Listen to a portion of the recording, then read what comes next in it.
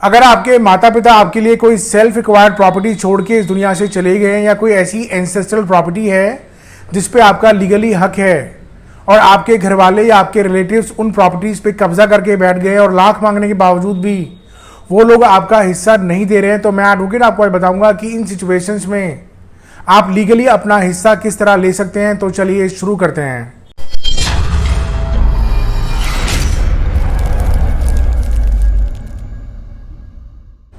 Pace legal consultants में आपका स्वागत है। प्रॉपर्टी जनरली दो तरह की होती हैं, एक जो आपके फादर ने अपने पैसों से परचेज की हो या उनको वो प्रॉपर्टी विल या गिफ्ट के जरिए मिली हो, तो इन प्रॉपर्टीज को आपकी फादर की सेल्फ एक्वायर्ड प्रॉपर्टी कहा जाएगा और उनके जीते जी इस प्रॉपर्टी पे किसी और का हक नहीं होता है। दूसरी प्रॉपर्टीज वो होती है जिनका सक्सेशन या बंटवारा 17 जून 1956 से पहले हुआ हो, तो उन प्रॉपर्टीज को एंसेस्ट्रल प्रॉपर्टी कहा जाएगा और इसके अंदर ग्रैंड चिल्ड्रन को पार्टनर की कैटेगरी के अंदर आते हैं, यानी कि सन के साथ साथ ग्रैंड चिल्ड्रन का भी इन प्रॉपर्टीज पे बाय बर्थ अधिकार होता है। और एंसेस्ट्रल प्रॉपर्टीज के अंदर 3 जनरेशंस कवर होती हैं। अब हम बात करते हैं कि हिंदूज में प्रॉपर्टी के वारिस यानी कि लीगल ईयर्स कौन कौन होते हैं। तो इसके अंदर 3 क्लासेस बनी हुई हैं, क्लास 1, क्लास 2 और क्लास 3। और अगर क्लास 1 के लीगल ईयर्स जिंदा है तो सारी प्रॉपर्टीज क्लास 1 के लीगल ईयर्स को ही मिलेगी। अब हम एक कॉमन एग्जाम्पल से समझते हैं कि अगर कोई मेल हिंदू बिना विल या वसीयत के मर जाता है तो उसकी प्रॉपर्टीज के क्लास 1 के लीगल ईयर्स कौन कौन होंगे और इनके अंदर प्रॉपर्टीज का बंटवारा किस तरह होता है। एग्जाम्पल के तौर पे एक डिजीज है यानी कि मरने वाला इंसान, उसकी 100 गज की प्रॉपर्टी है, उसके क्लास 1 के लीगल ईयर्स हैं, उसकी मदर, वाइफ, सन और डॉटर। तो 100 गज की प्रॉपर्टी में से सभी का शेयर 1/4 ईच होगा। परसेंटेज के हिसाब से सभी को 25% ईच मिलेगा और साइज के हिसाब से सभी को 25 स्क्वायर यार्ड पर पर्सन मिलेगा।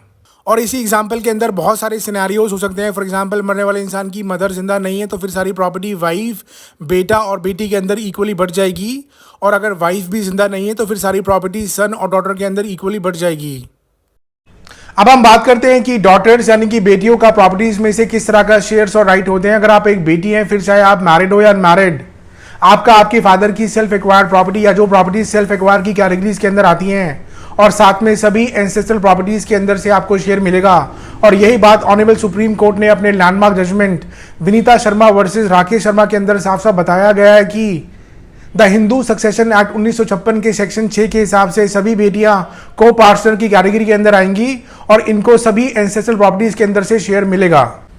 और अगर किसी हिंदू फीमेल के नाम पे कोई प्रॉपर्टी परचेज की गई हो, फिर चाहे उस प्रॉपर्टी को परचेज करने के लिए पैसे किसी ने भी पे किए हो या वो प्रॉपर्टी उस फीमेल को इनहेरिटेंस, मेंटेनेंस, गिफ्ट, पार्टीशन या किसी भी मैनर से मिली हो, तो द हिंदू सक्सेशन एक्ट 1956 के सेक्शन 14 के हिसाब से वो प्रॉपर्टी उस फीमेल की सेल्फ एक्वायर्ड प्रॉपर्टी मानी जाएगी और उस प्रॉपर्टी पे उस फीमेल के अलावा किसी और का हक बिल्कुल भी नहीं होगा।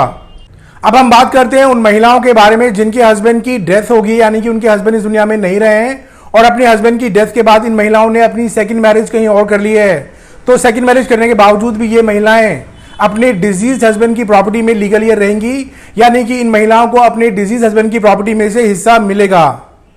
अब हम बात करते हैं उन महिलाओं के बारे में जिनका डाइवोर्स हो चुका है। तो डाइवोर्स वाइफ को अपने एक्स हस्बैंड की प्रॉपर्टी में से कोई भी हिस्सा नहीं मिलता है, मगर कोई ऐसा बच्चा है जो डाइवोर्स वाइफ के साथ चला गया है तो उस बच्चे का राइट हमेशा अपनी फादर की प्रॉपर्टी में से रहेगा, यानी कि उस बच्चे को अपने फादर की प्रॉपर्टी में से हिस्सा मिलेगा।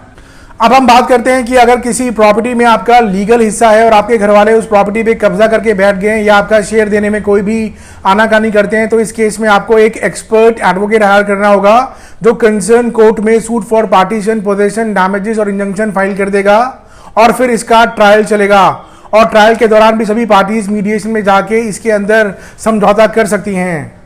और प्रॉपर्टीज से जुड़े हुए सभी केसेस के लिए आपको एक्सपर्ट एडवोकेट हायर करना होगा, वरना बाद में प्रॉब्लम्स हो सकती हैं। तो आज के लिए बस इतना ही। होपफुली आपको आज का वीडियो बेहद पसंद आया होगा।